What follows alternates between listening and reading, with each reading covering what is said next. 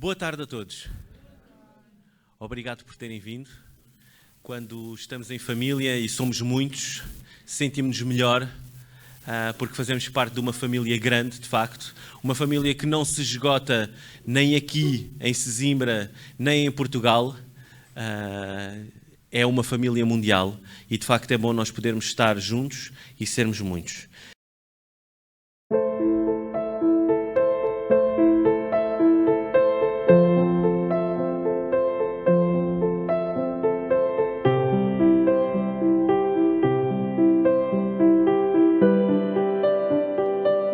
So many times you reached out to me, but I turned my back 'cause I didn't think you had what I need.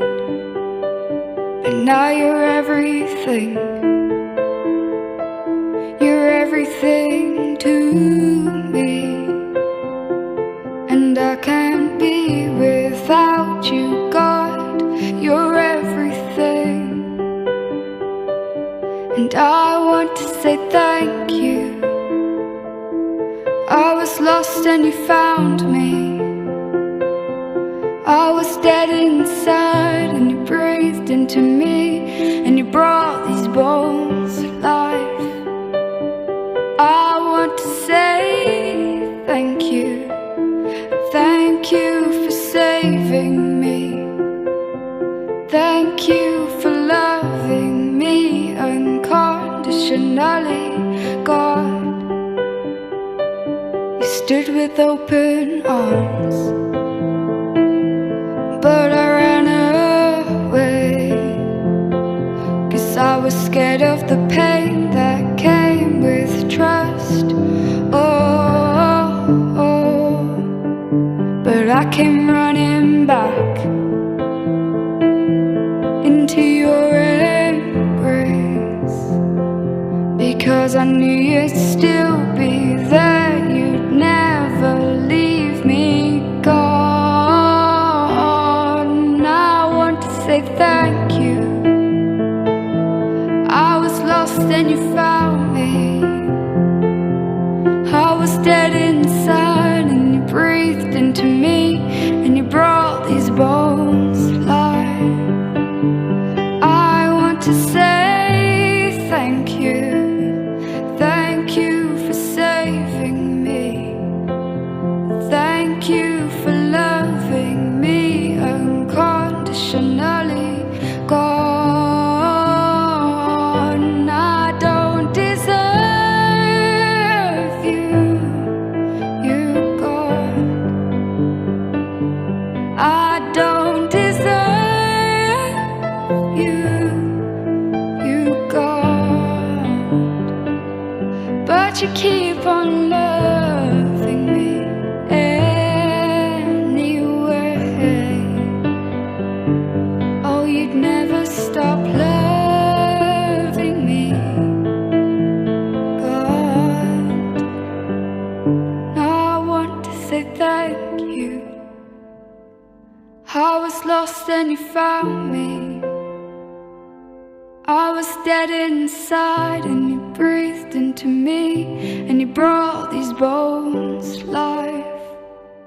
I want to say thank you. Thank you for saving me.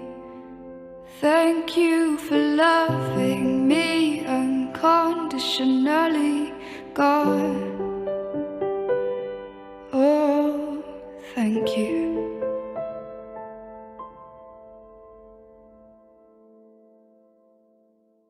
Graça, misericórdia e compaixão. Graça, misericórdia e compaixão. No fundo era o que a letra desta música falava. Na Bíblia, as virtudes da graça, misericórdia e compaixão são mencionadas de várias formas, centenas de vezes, especialmente na descrição da natureza de Deus. Em vez de nos dar o que merecemos, Deus tem demonstrado misericórdia repetidas vezes, não para retirar a nossa responsabilidade, mas para nos dar uma possibilidade de nos arrependermos e sermos salvos.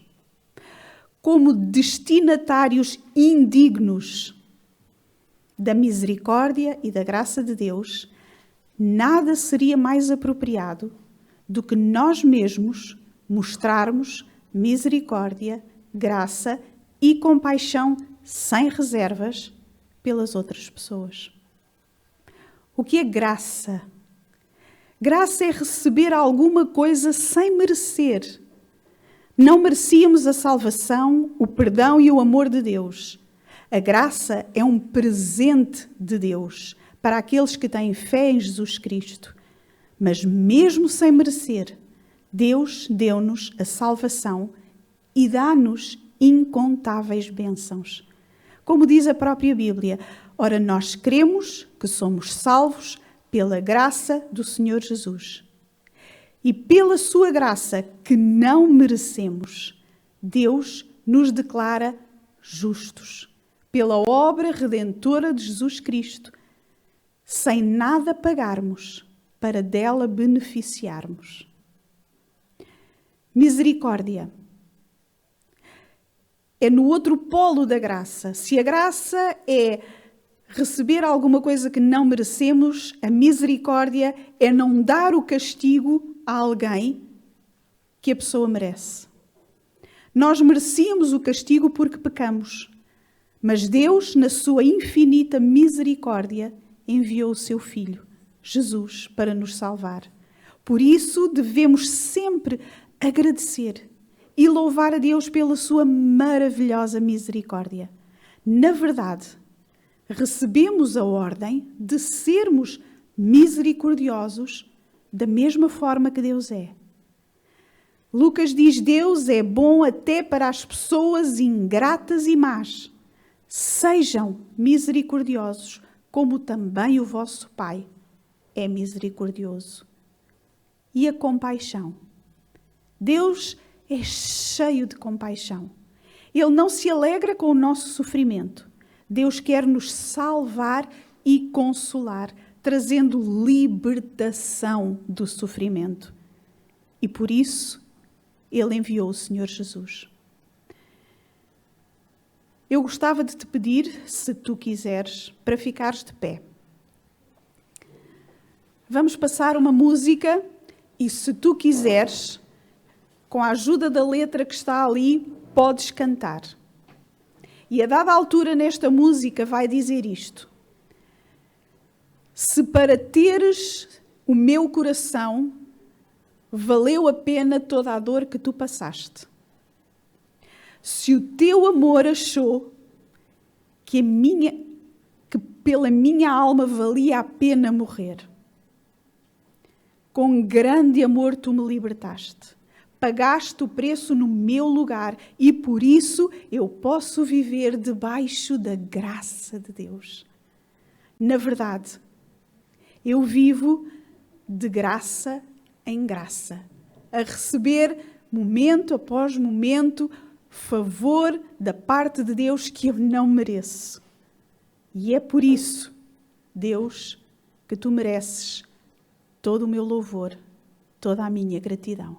Então, se quiseres, canta também.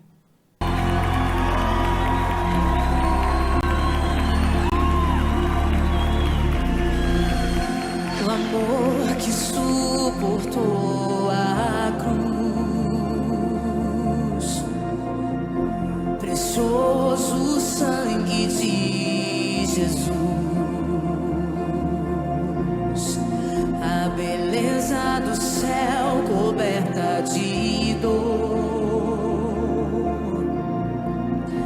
o quadro da morte, a imagem do amor.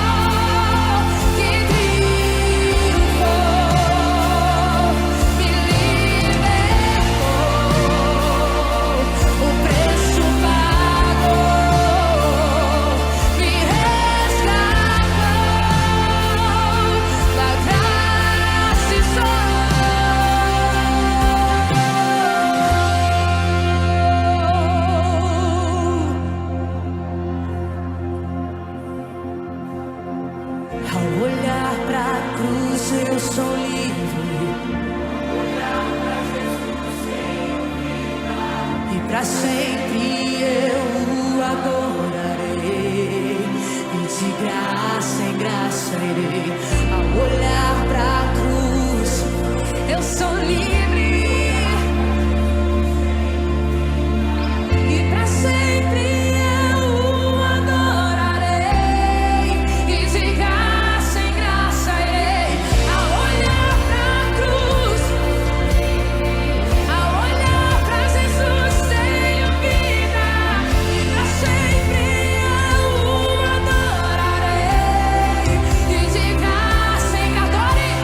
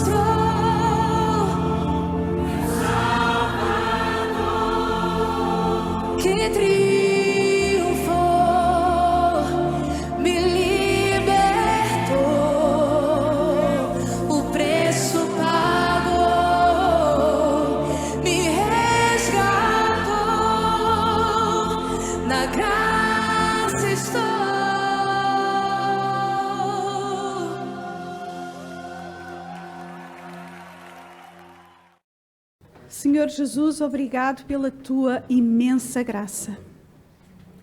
Obrigado porque tu me libertaste, resgataste-me do pecado e deste-me vida. Tu deste vida a estes ossos que estavam mortos. Tu transformaste a minha vida e por amor a mim sacrificaste. E eu sou grata por isso. Sou grata por tu olhares para mim, por me dares valor e me achares importante. Obrigado. Amém.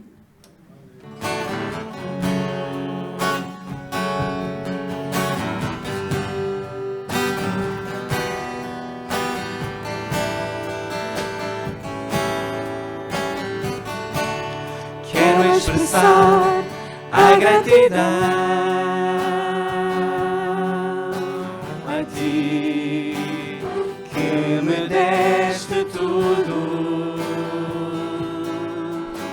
Uma oração não bastaria, nem o tempo de toda uma vida.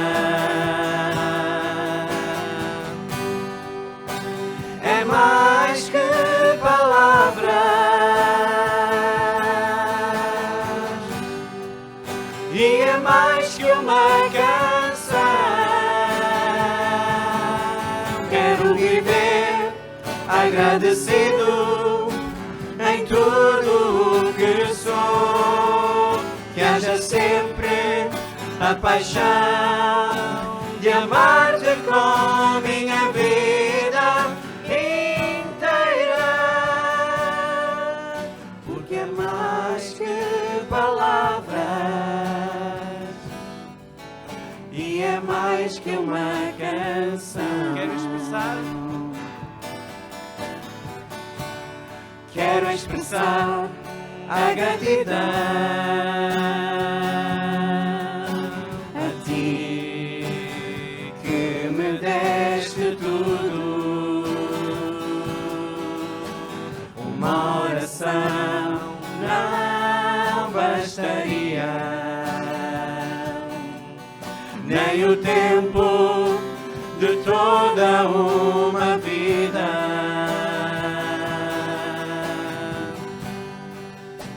É mais que palavras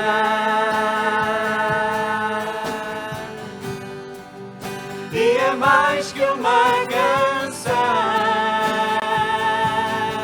Quero viver agradecido em tudo o que sou, que haja sempre a paixão de amar-te com minha vida inteira,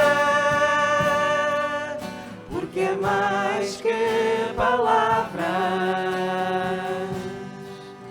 e é mais que uma canção. Quero viver agradecido por tudo o que sou, que haja sempre a paixão de amar-te com minha vida inteira, porque é mais que palavras e é mais que uma canção.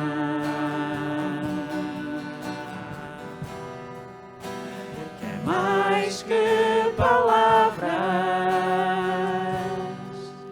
e é mais que uma canção.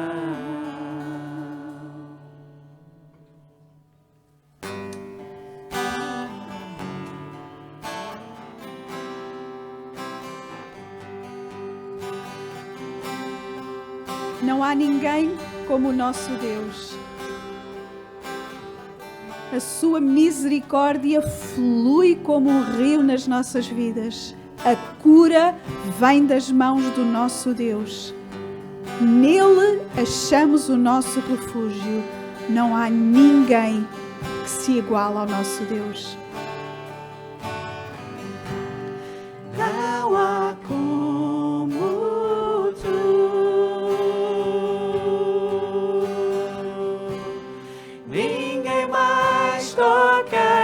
meu ser como tu. Pela eternidade poderia buscar, mas não há como tu.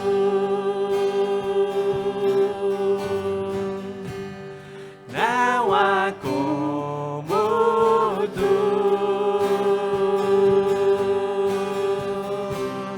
Ninguém mais toca em meu ser como tu. Pela eternidade poderia buscar, Senhor, não há como tu. Tua misericórdia flui como um rio, a cura vem das tuas mãos. Teus filhos acham em ti seu refúgio. Não há como tu. Não há como tu. Não há. Ninguém mais toca em meu ser como tu. Pela eternidade poderia buscar, mas não há como tu. Outra vez. Não há como. Bora lá, igreja. Não há. Ninguém mais toca em meu ser como tu. Pela eternidade poderia buscar, Senhor. Outra vez sem o grupo. Não há como tu. Sem o grupo. Não há como tu. Ninguém mais toca em meu ser como tu. Pela eternidade poderia buscar, mas não há como tu. Outra vez, não há como tu. Não há como tu. Ninguém mais toca em meu ser como tu. Pela eternidade poderia buscar, Senhor, não há como tu. Tua misericórdia flui como um rio, a cura vem das tuas mãos. Teus filhos acham em ti seu refúgio. Não há como tu. Não há como tu. Não há. Ninguém mais toca em meu ser como tu. Pela eternidade poderia buscar, mas não há como tu.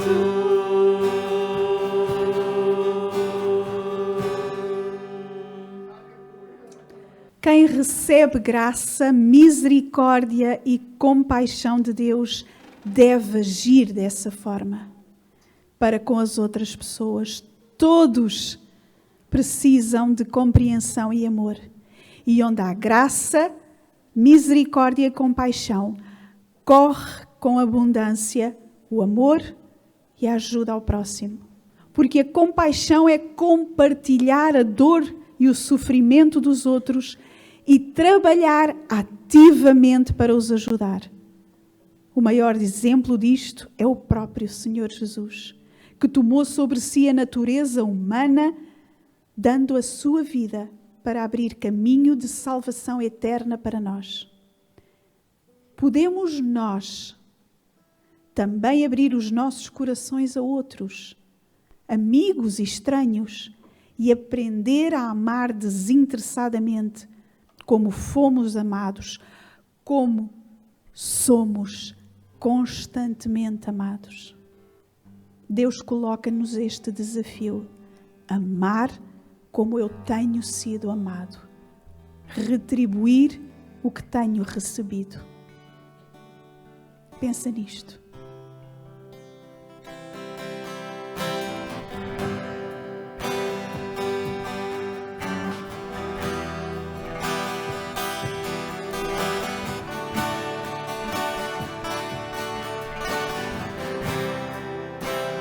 Todos necessitam do amor que nunca falha. Tua graça e compaixão. Todos necessitam perdão e esperança de um Deus que salva.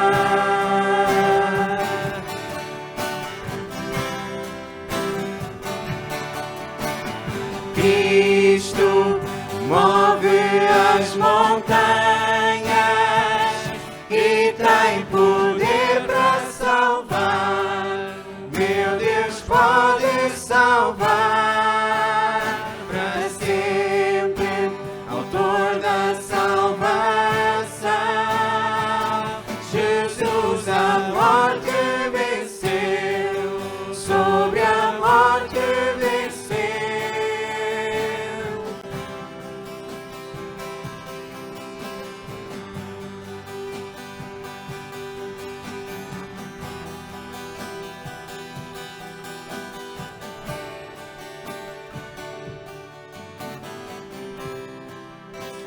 Aceitas com meus medos, falhas e temores.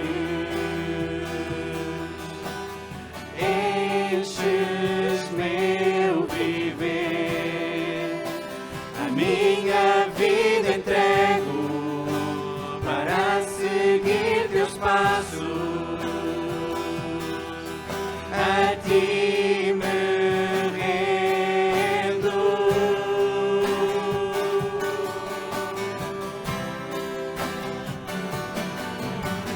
Cristo move as montanhas e tem poder para salvar. Meu Deus pode salvar para sempre, autor da salvação. Jesus a morte venceu, sobre a morte venceu. Cristo move as montanhas e tem poder para salvar. Meu Deus pode salvar para sempre, autor da salvação. Jesus a morte venceu, sobre a morte venceu. Em toda a terra tua luz brilhará. Cantamos para a glória da tua majestade. Jesus, em toda a terra tua luz brilhará. Cantamos para a glória da tua majestade.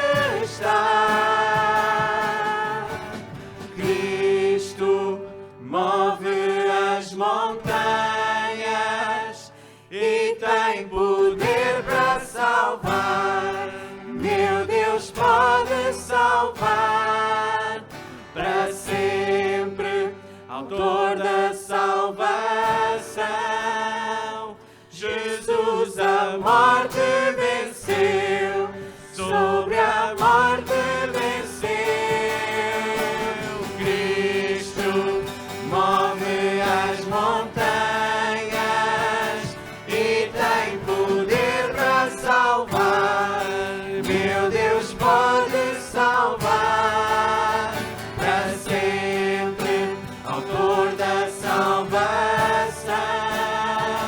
Jesus a morte venceu, sobre a morte venceu. Se quiseres dirigir orações, falar com o teu Deus, engrandecê-lo, agradecer, podes fazer neste momento. Deus, somos gratos. Somos gratos por poder dizer que pertencemos ao Rei dos Reis, ao Senhor soberano, o Senhor de toda a glória, o Deus que pode salvar, o Deus que já salvou, o Deus a quem entregamos as nossas vidas, que a cada dia luta do nosso lado, que nos enche de bênçãos, que nos corrige e ensina, sempre com o propósito de nos tornar semelhantes ao Senhor Jesus, de nos aproximar da sua glória e do seu reino. Senhor, somos gratos por tanto que temos recebido de Ti e por tudo que Tu tens feito nas nossas vidas, para a honra e glória do Teu nome, Pai. Amém. Vamos terminar o nosso tempo de louvor passando os cestinhos da coleta, onde nós retribuímos do tanto que temos recebido, onde nós colocamos aquilo que no nosso coração é gratidão, onde nós entregamos porque amamos o nosso Deus e porque queremos que outros, através deste dinheiro, daquilo que nós entregamos, que outros possam conhecer este Deus. Vamos terminar a cantar e eu vou te convidar outra vez a ficares de pé se quiseres. E vamos terminar com um hino de louvor. Vamos terminar a dizer: Deus, Tu és digno de toda a glória, toda a honra, todo o louvor, porque Tu és o Deus soberano. E eu agradeço-te, eu louvo-te, eu engrandeço o Teu nome por tudo o que tens feito em mim. Ok? Eu vou pedir ao David e ao Rafael para passarem os nossos cestinhos.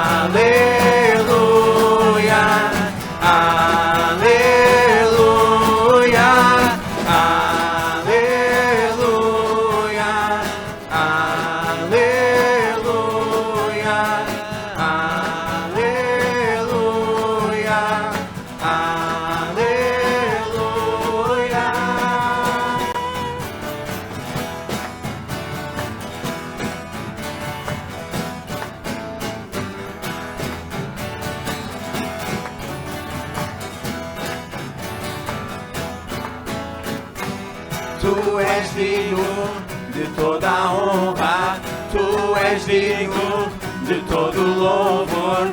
Soberano Deus Tu és, soberano Deus Tu és. Com minha voz eu te adorarei, com tudo que há em mim eu te exaltarei. Rei majestoso em poder, Rei majestoso em poder.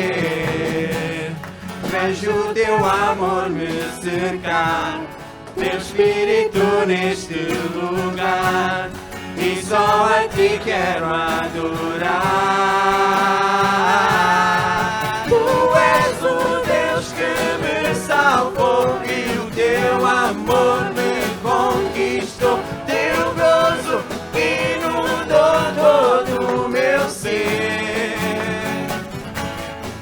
sacrifício venho ofertar e tudo que tenho é para te dar por tudo que fizeste em mim, Jesus.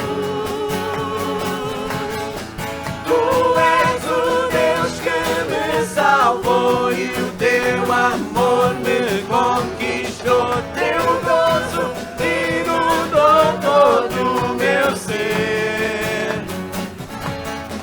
Sacrifício venho ofertar e tudo que tenho é para te dar por tudo que fizeste em mim, Jesus.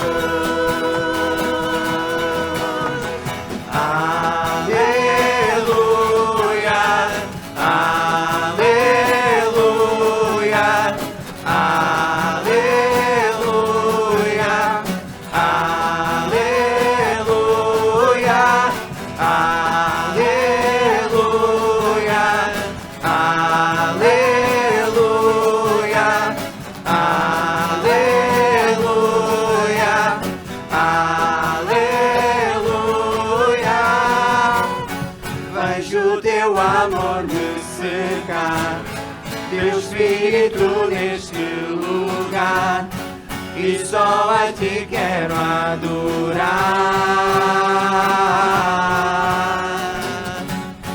Vejo Teu amor me cercar, Teu Espírito neste lugar e só a Ti quero adorar.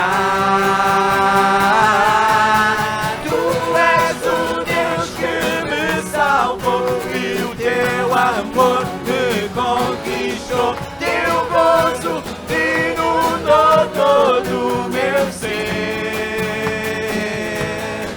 Sacrifício venho ofertar e tudo que tenho é para te dar por tudo que fizeste em mim, Jesus. Tu és o Deus que me salvou e o Teu amor me conquistou, Teu gozo inundou todo o meu ser. Sacrifício venho ofertar e tudo que tenho é para te dar por tudo que fizeste em mim, Jesus.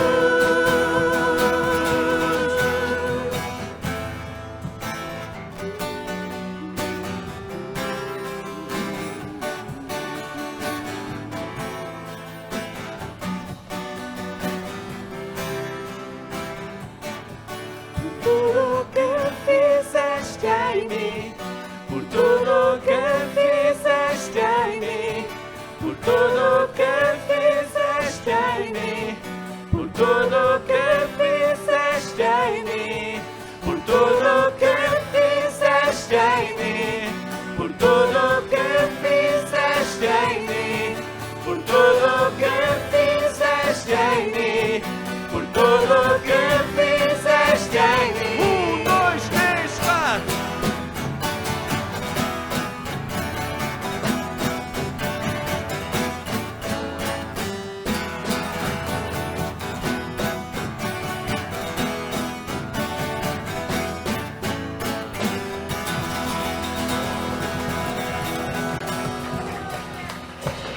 Nós vamos abrir em Lucas 5 e desta vez, irmãos, eu estive a pensar bem e eu não fiz PowerPoint com o texto, porque eu quero realmente que vocês possam ir à Bíblia e ter este hábito. Às vezes eu faço, a maioria das vezes faço o PowerPoint com a passagem, mas desta vez pensei, não vou fazer, vou deixar as pessoas, até porque nós vamos ali vaguear pelo capítulo 5. Nós, a semana passada, falámos desta pesca maravilhosa que aconteceu quando Jesus pede para Pedro ir novamente para o centro do lago e Pedro, não duvidando sobre a palavra que Jesus tinha dito, ele lançou a rede e eles fizeram uma maravilhosa pescaria. Nós estudámos essa parte do capítulo 5, mas o capítulo 5 não termina aí e nós vamos hoje estudar o capítulo 5 a partir do verso 12 até ao 16 e depois vamos fazer uma pausa ali numa passagem ali no meio e ir ao 27 e ao 38. Porque eu achei realmente que estas duas passagens poderiam complementar-se muito bem naquilo que iria ser hoje o estudo da palavra. E depois para a semana iremos então falar do versículo 17 ao versículo 26, será para a semana. Então vamos abrir Lucas 5 a partir do verso 12 e em vez de lermos o texto todo corrido, eu vou fazendo algumas pausas no meio do texto para poder também ensinar e extrair do texto aquilo que eu quero esta tarde trazer da parte do Nosso Senhor. Vamos orar, está bem, irmãos? Eu acho que é muito importante. Isto realmente é uma obra do Espírito Santo, não é minha. Eu sou apenas um instrumento e durante a semana, graças a Deus, tenho tempo para poder ler a Bíblia, para poder estudar a Bíblia, para poder chegar aqui também preparado para vos ajudar a extrair deste tesouro, estes tesouros tão bons que nós temos na palavra de Deus. Eu vou orar também. Senhor, aquilo que nós te pedimos neste momento é que tu possas falar connosco.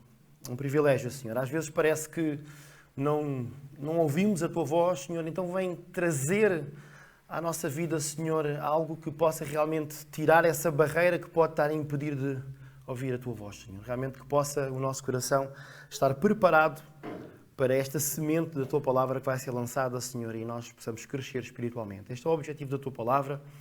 Ela é viva e eficaz, ela penetra como uma espada de dois gumes e ela retira aquilo que está errado e coloca aquilo que é o correto, de acordo com aquilo que tu tens para nós. Então, Senhor, ajuda-nos a ler, a meditar, a estudar a tua palavra, Senhor. Que o Espírito Santo possa realmente falar connosco. Em nome de Jesus. Amém. Versículo 12. Depois de Jesus ter passado aquela experiência que teve com Pedro, Tiago e João, de os escolher para o seguirem,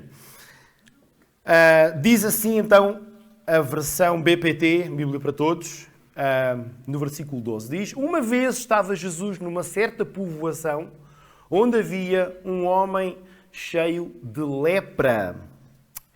Irmãos, importa muito saber fazer aqui a primeira pausa, importa saber que nós, estudando o contexto onde Jesus está, o impacto que tinha esta doença da lepra num homem ou numa mulher, num ser humano.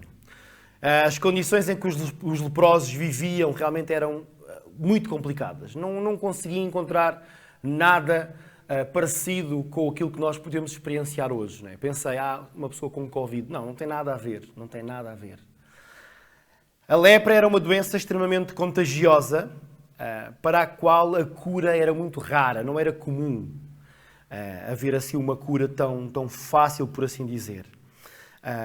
Os leprosos eram colocados à margem da sociedade. Então eu quero que vocês, ao pensar neste homem cheio de lepra, pensem realmente naquilo que aquele homem estava a passar, estava a ultrapassar na sua vida. Mais do que uma doença física, em que o corpo do doente começava a desfazer-se aos poucos, parte do corpo começava a cair, era também uma doença que punha o doente à margem da sociedade. Ele era rejeitado, era colocado à margem da sociedade. Era costume até, vejam lá, um leproso que passava nas ruas da cidade, algumas pessoas que tinham conhecimento, porque eles andavam com ligaduras, e andavam porque aquilo fazia ferida e deitava pus e tinha sangue. Era fácil olhar e ver que era alguém que era leproso. Então, as pessoas que identificassem que era um leproso começavam a gritar: leproso, olha o leproso!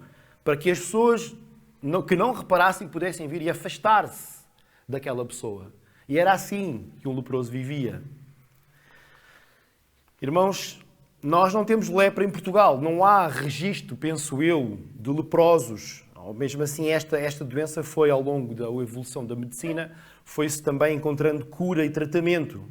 Mas, por vezes, existem pessoas que acabamos por agir para com essas pessoas como se elas tivessem lepra. Às vezes nós olhamos para alguns sem-abrigo, algumas pessoas que nós temos o conhecimento que passam por uma doença que pode ser a SIDA ou seropositivos. Às vezes, pessoas de uma determinada etnia. Pessoas que são toxicodependentes ou têm uma imagem realmente que aparenta serem viciados em algum tipo de droga. E agora algumas pessoas, até se calhar com o Covid, começam a sentir: eu não tenho certificado, ou não me vacinei, né? E as pessoas começam a reagir de uma certa maneira: tens Covid? Nós acabamos por agir com estas pessoas de uma forma em que agimos para com elas fazendo acessão de pessoas. Através de alguma coisa que nós conhecemos acerca da pessoa, nós acabamos por levar a nossa vida e no relacionamento que temos com essa pessoa acabamos por decidir não nos relacionarmos ou evitarmos essa pessoa por alguma coisa que diz respeito à sua pessoa. E rejeitamos o convívio e a comunhão com estas pessoas de alguma forma porque achamos que somos melhores do que elas e acabamos por ter um pouco de egoísmo. Achamos que o relacionamento com estas pessoas, e era assim que se passava com as pessoas que tinham lepra no tempo de Jesus, vão nos trazer mais problemas do que vantagens. Por isso, não nos damos ao trabalho de nos relacionarmos com elas. Assim, levamos a nossa vida acabando por evitar essas pessoas. E eu dei aqui alguns exemplos, mas nós, na nossa cabeça, eu acredito que o Espírito Santo vá lembrar algumas pessoas, tu começas a pensar: realmente eu agi assim, às vezes com aquele colega de trabalho que é tão chato e cheira tão mal da boca, eu não consigo. Ou aquela pessoa que cheira tão mal, aquela pessoa que é tão inconveniente. E nós acabamos no nosso dia-a-dia, de uma forma quase que inconsciente, ou bem consciente, de fazer exceção de pessoas no sentido em que, relacionar-me com esta pessoa vai ser vantajoso para mim ou não? E acabamos por tomar estas decisões. E ao evitarmos essas pessoas e esses relacionamentos, acabamos por perder a oportunidade de sermos abençoados por Deus naquilo que Ele chamou Pedro, Tiago e João de serem pescadores de homens. Aliás, e eu quero aqui fazer a primeira intervenção a nível de partir aqui o texto, e eu li só o versículo 12 porque achei muito interessante esta situação da lepra e o quanto a lepra pode ser comum. A lepra pode ser comum para os nossos dias e a forma como nós lidamos com os outros, apesar de o outro não ter lepra, nós às vezes agimos para com essa pessoa da mesma forma que as pessoas no tempo de Jesus agiriam para com alguém que tinha lepra. Vamos a Lucas 5, versos 27 a 32. Diz assim, versículo 27. Mais tarde, Jesus saiu e viu um cobrador de impostos, chamado Levi, sentado no posto de cobrança, ponto final, desculpem. Segue-me, disse-lhe. Levi deixou tudo, levantou-se e foi com Jesus. Posteriormente, deu em sua casa um grande banquete em honra de Jesus, em que tomaram parte muitos cobradores de impostos e outras pessoas. Os fariseus e os doutores da lei puseram-se então a criticar os discípulos de Jesus e perguntaram-lhes: por que é que comem e bebem com os cobradores de impostos e pecadores? Jesus então respondeu-lhes: não são os que têm saúde que precisam de médico, mas sim os doentes. Eu não vim para chamar os justos, mas sim os pecadores para que se arrependam. E Jesus, eu achei esta ponte que fiz entre o verso 12 e aquilo que Jesus diz aqui nos versos 27 até 32, muito interessante também para podermos entender aquilo que Jesus está a dizer aqui. Este homem, Levi, nós podemos ver a sua história mais completa descrita no Evangelho de Mateus, capítulo 9, e lá, recorrendo a Mateus, nós percebemos que é o autor do Evangelho de Mateus. É Mateus que está ali. E ele era um cobrador de impostos. O que é que se passava? Os cobradores de impostos eram mal vistos pela sociedade em geral, numa sociedade judaica, por assim dizer. Porquê? Porque eles eram funcionários, eles faziam parte do povo judeu, mas eram funcionários que trabalhavam para o Império Romano. E a função que eles tinham era coletar os impostos. O Império Romano, como qualquer império, quando dominava pela força qualquer região, e nós podemos visionar o Império Romano todo ali na parte do Mediterrâneo, na parte do Crescente Fértil, e percebemos que Israel estava no Império Romano.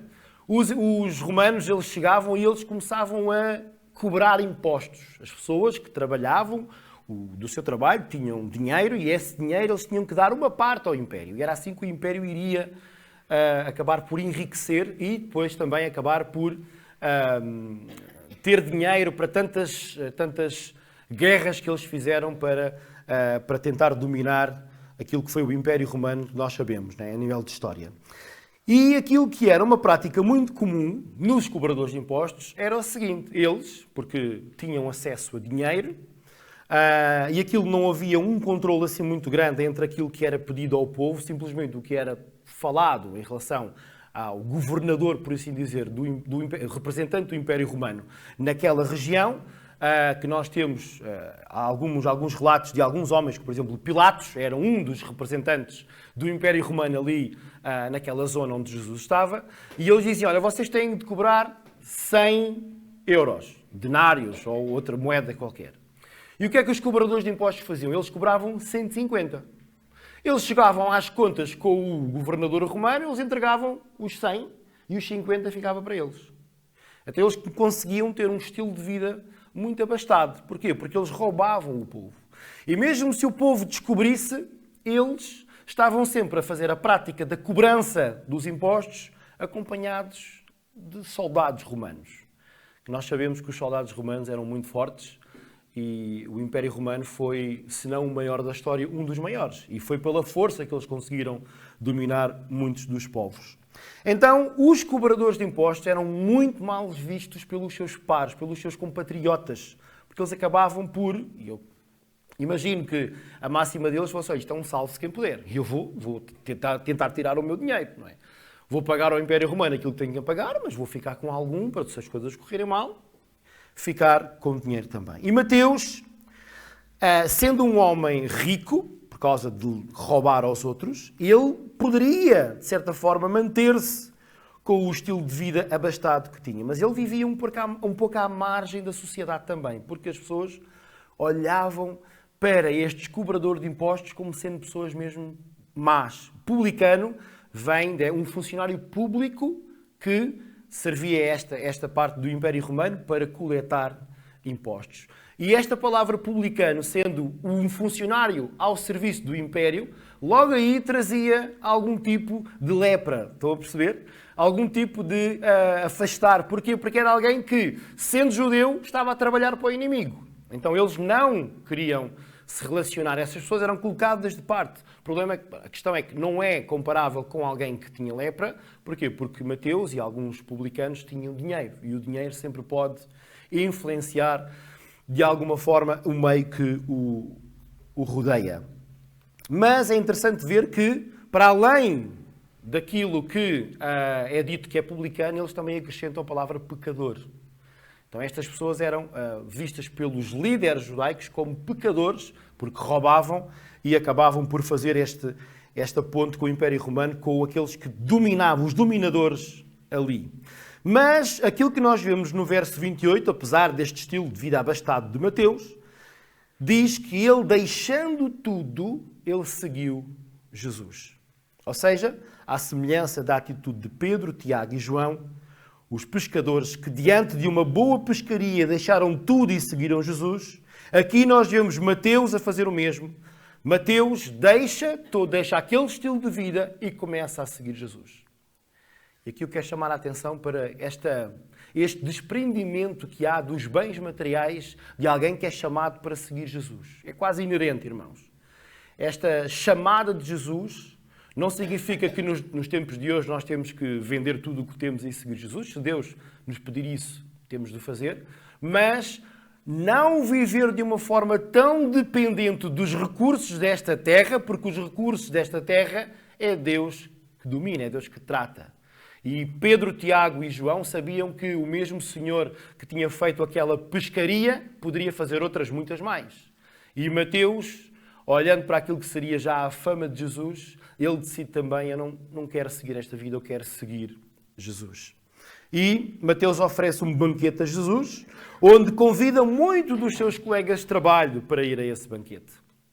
Interessante esta metodologia de evangelização que Mateus usa também, de chamar os colegas de trabalho para tomar uma refeição e estar ali na presença de Jesus. É uma boa dica para nós podermos chamar colegas de trabalho, familiares ou outras pessoas amigas para vir comer na nossa casa e depois aí apresentarmos Jesus. Jesus está lá na nossa casa também.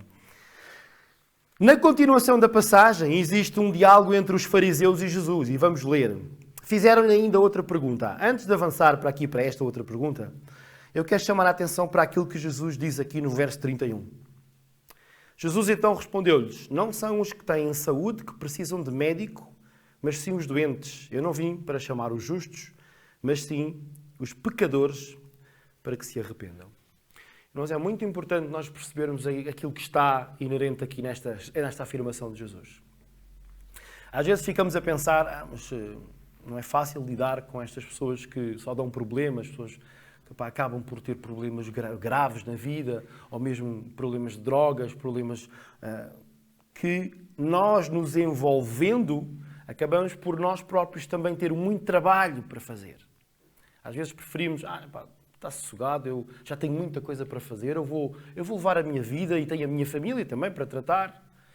Pois, irmãos, se Deus nos coloca pessoas dessas com quem nós lidamos, é porque Ele está a dizer, olha, eu vim para esse tipo de pessoas, para as pessoas que têm lepra, para aqueles que são rejeitados, que são cobradores de impostos, que são rejeitados da sociedade.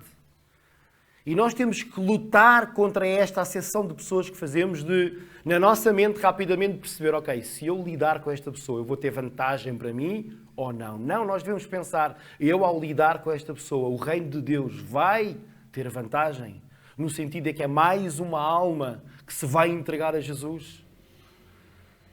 Se essa pessoa acaba por experienciar connosco a mesma coisa que experiencia com o mundo lá fora, nós não podemos fazer diferença. Somos iguais. Nós temos de parar de ter este amor interesseiro, esta vantagem que o mundo nos coloca de vais ganhar alguma coisa, então vai e dá-te ao trabalho. Não vais ganhar, inventa alguma desculpa. Porque Jesus, é claro, Ele diz que veio para os doentes. E nós temos que olhar à nossa volta e perceber com quem é que nós nos estamos a relacionar que são doentes, que estão doentes. Eu não acredito que o irmão diga, ninguém, à minha volta está tudo saudável. Irmãos, com esta pandemia, então, isto veio agravar muito mais as doenças mentais. As pessoas acabam por andar quase em piloto automático, trabalho de casa, casa de trabalho, e depois enchem a cabeça com entretenimento que não leva a lado nenhum. As pessoas estão doentes. E mesmo aquele que pensa que está são, ainda não foi a consciência de perceber que está muito doente. Então é preciso nós abrirmos os olhos, estarmos em sintonia com Deus, para que Deus possa falar ao nosso coração. Aquele teu contacto, aquele teu colega de trabalho está doente e ele já teve uma conversa contigo. Ele diz que está quase a divorciar-se da mulher. Ele diz que não consegue educar o seu filho adolescente. Ele diz que sai do trabalho e vai, em vez de ir para casa, vai para o bar beber. Isto são alertas. Nós podemos agir com lepra ou tirar do nosso tempo e sermos usados por Deus para a salvação daquela pessoa. Daqui a pouco já vou falar mais disto. Verso 33. Fizeram-lhe ainda outra pergunta. Por que é que os discípulos de João Batista e dos fariseus jejuam tantas vezes e fazem orações? E os teus discípulos comem e bebem. Parece que os discípulos de Jesus gostavam de farra e de festa. Jesus respondeu com outra pergunta. Poderão obrigar os convidados de uma boda a jejuar enquanto o noivo estiver com eles? Lá virá o tempo em que hão de jejuar, quando o noivo lhes for tirado. É interessante ver aqui Jesus, ele diz, o noivo, eu estou cá agora com eles. Vamos usufruir da minha presença. Virá o tempo em que eu me vou embora e eles terão tempo de jejuar. Agora que eu estou cá, vamos festejar o facto de eu estar aqui. Não há mal nenhum em festejar. Eu estou aqui com eles. Vamos aproveitar a minha presença. Jesus apresentou-lhes depois, verso 36, a seguinte parábola. Ninguém corta um bocado de roupa nova para o cozer em roupa velha. Se fizer isso, estraga a roupa nova e o remendo não vai ficar bem na roupa velha. E ninguém deita vinho novo em vasilhas velhas. Porque o vinho rebenta-as, perdendo-se desse modo o vinho e as vasilhas. Portanto, o vinho novo deve ser metido em vasilhas novas. E ninguém deseja beber vinho novo depois de ter bebido do velho, pois acha que o velho é melhor. Os fariseus, os doutores da lei, que orientavam o povo judaico naquilo que era a sua prática religiosa, na sua vida de religiosidade, quando Jesus lhes dá estas parábolas, eu não sei se eles entenderam bem aquilo que Jesus estava a dizer. Jesus, quando fala do vinho velho e do vinho novo, ele está-se a referir àquilo que é a antiga aliança e a nova aliança. Os odres, onde o vinho era colocado, eram feitos com o couro de cabra e usados como recipientes para líquidos.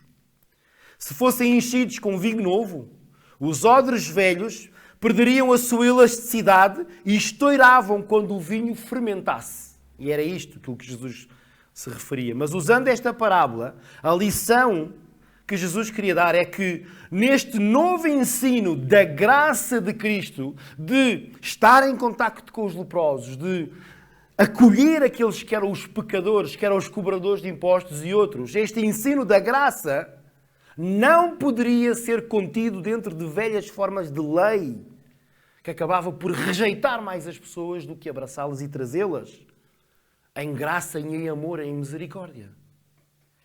E é isto que Jesus diz. Que estava a começar ali uma nova etapa, uma nova fase.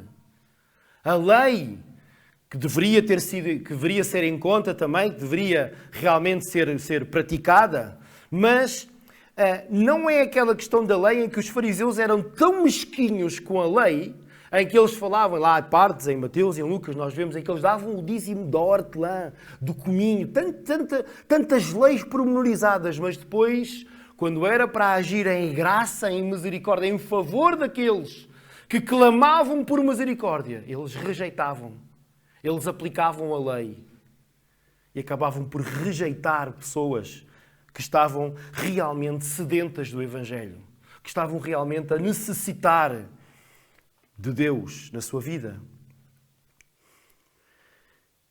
Na nova aliança prevalece a graça. Ou seja, a salvação não vem pelo praticar a lei, mas sim pela obra e graça de Jesus Cristo. Depende de Jesus Cristo a nossa salvação. Não da prática da lei. Não é porque eu vou praticar todos os aspectos da lei, praticamente é impossível, irmãos. A lei serve para nos mostrar a nós próprios que nós não conseguimos chegar lá sozinhos. Não conseguimos, é impossível. Nós precisamos da salvação de Jesus Cristo, daquilo que Jesus fez por nós, pela obra da sua graça de salvação. Jesus, ao morrer na cruz pelos nossos pecados, pagou o preço. Tornou-se aquilo que a Bíblia diz propiciação, substituição no nosso lugar.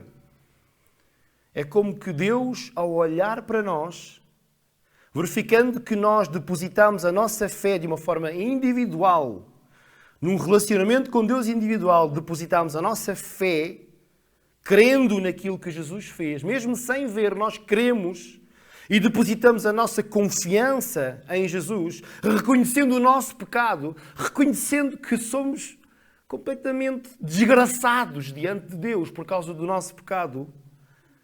Reconhecendo isso e pedindo perdão a Deus, Deus aceita o nosso arrependimento, o nosso perdão e olha com as lentes de Jesus. Está pago. Não fomos nós que morremos, foi Jesus que morreu. E Jesus, ao morrer, ele liberta-nos da consequência daquilo que era a consequência do pecado, em termos diretos, no que toca à nossa eternidade no inferno ou no céu. Jesus alcançou para nós a vida eterna. O salário do pecado é a morte, mas com Jesus a morrer no nosso lugar, esse salário foi pago. Está pago. Foi as palavras de Jesus na cruz. Está pago. Está consumado. Por isso, Deus aceita e Deus não faz acepção de pessoas. Aliás, voltando ao versículo número 12, e aqui nós vamos voltar ao versículo 12, aquele homem com lepra, Jesus lida com ele. Há uma outra passagem, Romanos 2:11, não precisam de abrir, mas é muito claro, diz, pois Deus não faz distinção de pessoas. A graça do Senhor é para alcançar todos. Não há aqui uma distinção. Vamos ler Tiago 2, de 1 a 13. Vamos abrir, por favor, irmãos. Tiago, o livro de Tiago, um livro muito prático. Vamos ver a forma como Tiago pede aos seus leitores desta carta para eles lidarem com outras pessoas, a forma como eles deveriam orar. É escrito para judeus. Tiago fala no contexto da sinagoga. Diz assim, Tiago 2, de 1 a 13, diz assim: Meus irmãos, pela fé que têm em Jesus Cristo, nosso glorioso Senhor, não tratem as pessoas com medidas diferentes. Imaginem, por exemplo, que entram 2 homens na vossa sinagoga ou na nossa igreja, por exemplo. Um com anéis de ouro e ricamente vestido, e outro pobre e muito mal vestido. Dirigem-se ao que vem ricamente vestido e dizem-lhe: senta-te aqui no lugar de honra. Depois dizem ao pobre: tu, fica aí de pé, ou senta-te no chão junto ao meu estrado. Não veem que desta maneira estão a fazer diferenças entre pessoas e a julgá-las por critérios errados? Ouçam bem, meus queridos irmãos. Como sabem, Deus escolheu aqueles que são pobres aos olhos do mundo para lhes dar a riqueza da fé e os fazer herdeiros do reino que Ele prometeu a quem o ama. No entanto, desprezam os pobres. Mas não são, porventura, os ricos que vos oprimem e que vos levam a tribunal? Não são eles que blasfemam contra o maravilhoso nome que foi invocado em vosso benefício? Portanto, procedem bem se cumprirem o mandamento fundamental do reino, que está na Escritura: amarás o teu semelhante como a ti mesmo. Mas se fazem diferença entre as pessoas, isso é pecado. E a lei de Deus condena-vos como transgressores. Pois aquele que cumpre os mandamentos da lei, mas despreza um só deles, é como se os tivesse desprezado a todos. Deus que disse: não cometerás adultério. Também disse: não matarás. Se matares alguém, ainda que não cometas adultério, tornas-te transgressor da lei. Portanto, devem falar e viver como quem vai ser julgado pela lei da liberdade. Será julgado sem misericórdia aquele que não mostrou misericórdia. No dia do juízo, a misericórdia é que vence. Irmãos, tão claro. A nossa vida como crentes, como filhos de Deus, como cristãos, seguidores de Jesus Cristo, tem de ser uma vida de misericórdia. Nós gostamos muito que Deus tenha misericórdia para connosco. Gostamos. Graça, amor.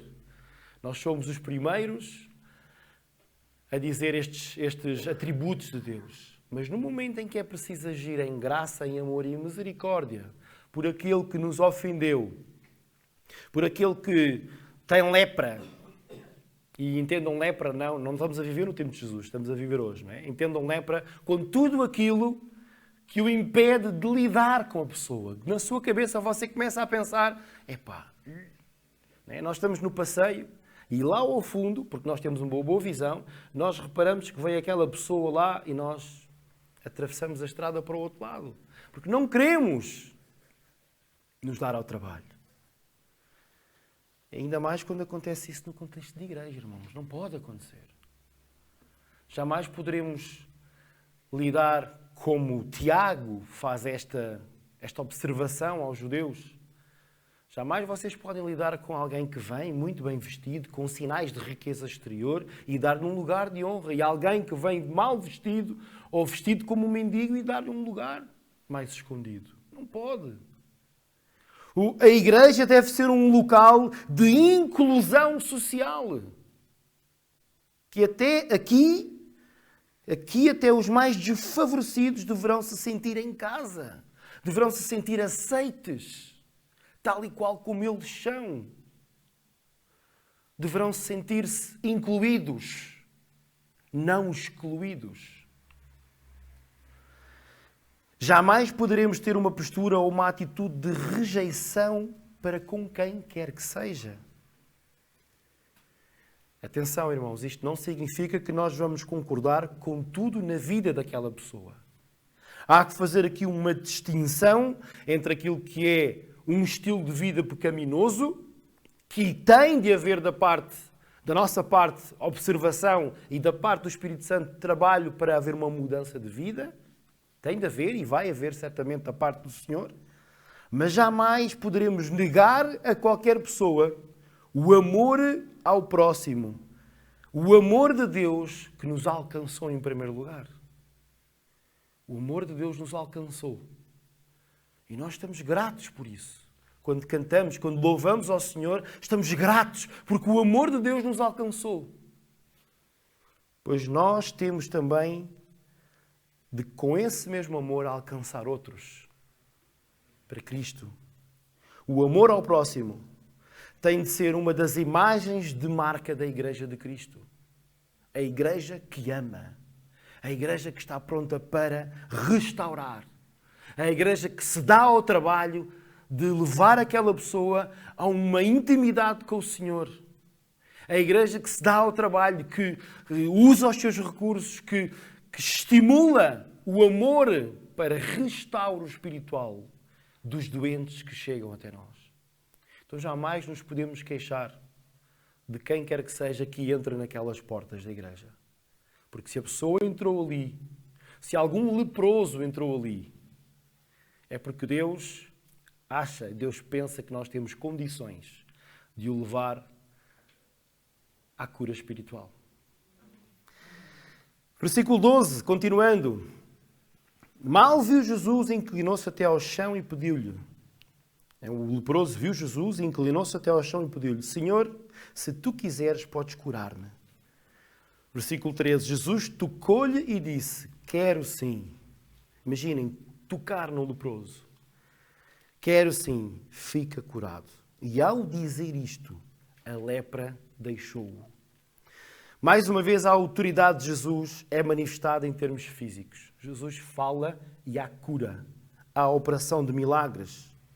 Jesus tem poder para curar. Não há dúvida que Jesus tem poder para curar. Seja qual a doença que tu estejas a passar, seja qual o mal, Jesus quer curar-te. Ele quer intervir. Ele tem poder para curar. Mas lembrem-se daquilo que eu falei, salvo erro, há 2 semanas. Ele cura somente se Ele quiser curar. Porque pode acontecer que tu, padecendo dessa necessidade, seja mais vantajoso para o teu crescimento espiritual Deus não te curar. Então nós temos que aceitar isto. Nós temos que aceitar que depois de orar, depois de jejuar, depois de seja qualquer coisa que façamos, mesmo assim não estamos curados. Temos de confiar de que Deus sabe todas as coisas. E de que se Deus não libertou cura, se Deus não curou, é porque Ele tem um interesse maior que supera o interesse da cura física. E nós temos de confiar nele. Temos de depositar a nossa confiança nele, dizendo: Senhor, eu aceito. Porque tu sabes todas as coisas e, acima de tudo, tu me amas de uma forma imensa. Nada é comparável ao amor, nada nos pode separar do amor de Deus. Então, se tu não trouxeste cura, é porque tu estás interessado num outro cenário que é mais vantajoso para o meu crescimento espiritual. E é isso que Deus quer. Há aquela passagem que diz: de que vale o homem ganhar o mundo inteiro e perder a sua alma? De que vale o homem ser curado fisicamente quando perde a sua alma? Se é por meio da doença que tu vais encontrar Cristo e a salvação, que seja pela doença. Mas isto é preciso ter maturidade espiritual, irmãos. Jesus quer nos curar, mas agora eu passo aqui da lepra física para aquilo que é a lepra espiritual. Doença espiritual. Um mal que nós temos devido às nossas ações, devido àquilo que nós fazemos, devido àquilo que Adão e Eva fizeram, mas que se eu estivesse no lugar deles, faria igual. Porquê? Porque eu faço todos os dias. Uma lepra que nos pode levar à morte eterna. Somente Jesus tem poder para nos curar dessa lepra, para nos libertar dessa maldição que é o pecado, para nos dar a cura e dar vida que dura toda a eternidade. O que precisamos para obter essa cura? Fazer exatamente aquilo que o leproso fez. O que é que ele fez? Pediu para ser curado. E se ainda não alcançou esta cura espiritual, no sentido em que ainda não reconheceu que é pecador e que precisa de Jesus para obter a salvação dos pecados, peça a Deus isso. Ore. Com as suas palavras, a obra está feita. A obra foi feita por Jesus na cruz. Jesus alcançou vitória na cruz. Mas aquilo que é preciso fazer em Romanos, está lá escrito, Romanos 10, 9 e 10, diz: se com a tua boca confessares a Jesus como Senhor e no teu coração creres que Deus o ressuscitou dos mortos, serás salvo. Então declara isso. Declara: Senhor, eu quero reconhecer que sou pecador, eu quero aceitar o teu perdão, esta obra que tu fizeste na cruz, eu quero me entregar a ti. A forma como nós temos de pedir esta cura desta lepra espiritual é arrepender-nos dos nossos pecados, da nossa forma de vida antiga que desagrada a Deus, seja ela qual for, pedir perdão a Deus por isso e entregar a nossa vida a Jesus, reconhecendo que a sua morte de cruz foi o suficiente para nos salvar dos pecados e ter paz com Deus. Se por meio das tuas palavras disseres isso a Deus, Ele cura-te e traz-te uma nova vida limpa. E a partir deste momento há uma nova vida. Eis que tudo se fez novo. Há um novo nascimento. Há uma limpeza. Queres fazer esse pedido a Deus?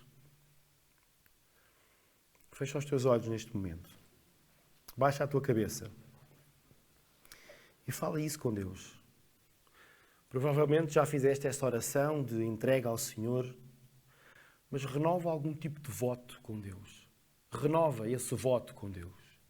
Dizendo: Senhor, tu sabes que eu tenho tido um estilo de vida que, apesar de eu ir à igreja, tenho estado afastado. Não tenho tido intimidade contigo. Eu quero voltar a ter essa intimidade contigo. Quero voltar ao primeiro amor.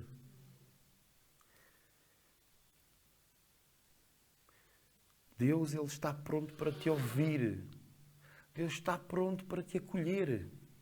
Independentemente do mal que tu sofras, seja lepra, seja outra coisa qualquer, Deus está pronto para te limpar e recomeçar de novo.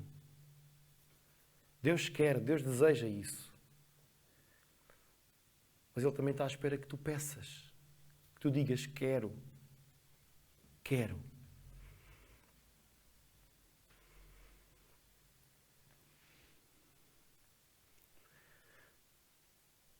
Senhor, eu quero te entregar todas as pessoas aqui neste momento. Tu sabes o coração de cada uma delas, tu conheces melhor do que ninguém. Sabes o que as pessoas, todas elas, têm feito no seu dia-a-dia. E, Senhor, nós não estamos aqui numa posição de julgamento, até porque não temos autoridade para isso, Senhor. És tu quem julgas.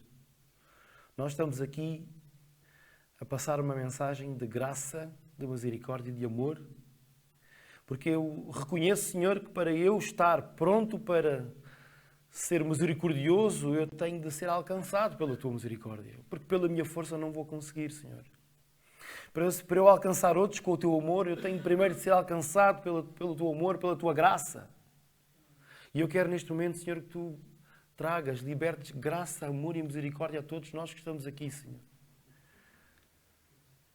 Possas trazer isto à nossa vida, para que nós possamos nos sentir livres de amar o próximo, livres de estender esta graça, esta misericórdia aos outros, e os outros possam encontrar aqui no nosso meio um porto de abrigo, um ponto onde eles podem ser eles próprios, entregarem-se com as suas fragilidades, com os seus erros, entregarem-se a Ti, Senhor, para os restaurares da mesma forma que nos restauras a nós. Restaura, Senhor, as nossas vidas. Restaura a vida deste momento de quem te está a pedir, Senhor. quem está a proferir estas palavras, que tu possas vir e possas restaurar. Já a partir deste momento, restaurar.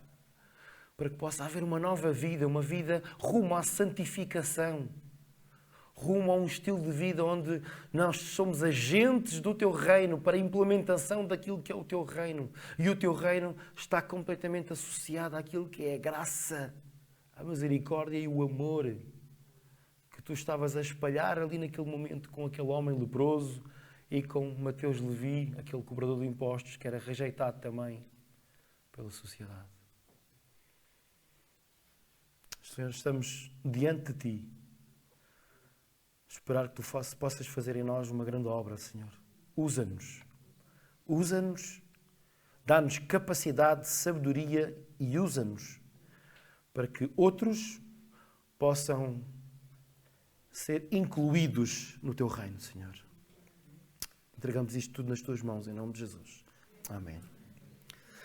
Só terminando, faltam só 2 versículos para terminar, o 14 e o 15, diz: mas Jesus deu-lhe a ordem para não contar a ninguém o que se tinha passado e acrescentou: vai mostrar-te ao sacerdote e oferece a Deus pela tua cura o sacrifício que Moisés mandou para lhe servir de prova. Era interessante ver esta postura de Jesus, de que Jesus não queria ser seguido pelo aquilo que ele podia oferecer através de algo visível da cura, mas queria que os seus seguidores o seguissem de uma forma genuína, não com alguma coisa que pudessem ganhar por intermédio dele. Imaginem aquele leproso que era conhecido pelas pessoas sair e dizer: fui curado. E as outras pessoas: fui curado, podemos ganhar alguma coisa seguindo Jesus. E não é esta a forma que Jesus queria que o seguissem. Depois nós vemos ali o costume de um leproso, quando fosse curado, oferecer um sacrifício no templo para que o próprio sacerdote pudesse testificar, porque era uma espécie de médico, pudesse testificar realmente que aquele homem teria sido curado e poderia ter sido introduzido novamente na sociedade. E isso vemos em Levítico 14, essa lei. E é aquilo que acontece, não é?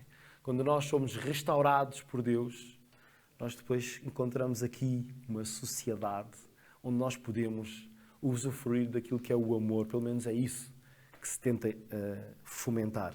Versículo 15, para terminar: entretanto, a fama de Jesus espalhava-se cada vez mais, de modo que muitas pessoas iam para o ouvir e serem curadas dessas doenças. Mas Jesus procurava lugares isolados onde ficava em oração. Irmãos, Jesus resiste à fama que o acompanha por causa dessas manifestações de poder. Pode até ser que Deus te use muito para tu poderes trazer muitas pessoas para o reino de Deus. Cuidado. Resiste a esta fama. Esta fama que vem, que começa a achar que tu és muito importante. Tu fazes muita coisa para Deus. Tu és imprescindível. Tu és fantástico. Tu tens muitos dons. E aquilo começa a subir à cabeça. E depois começa a haver uma distância. Começa a haver a acessão de pessoas. Não, eu sou especial. Eu sou evangelista. Eu sou o presbítero, o pastor. Eu sou o bispo. E depois há uma distância. Começa a ser criada uma distância. Faz aquilo que Jesus faz. Vai para um lugar isolado e permanece em oração. Permanece em oração. Amém, irmãos?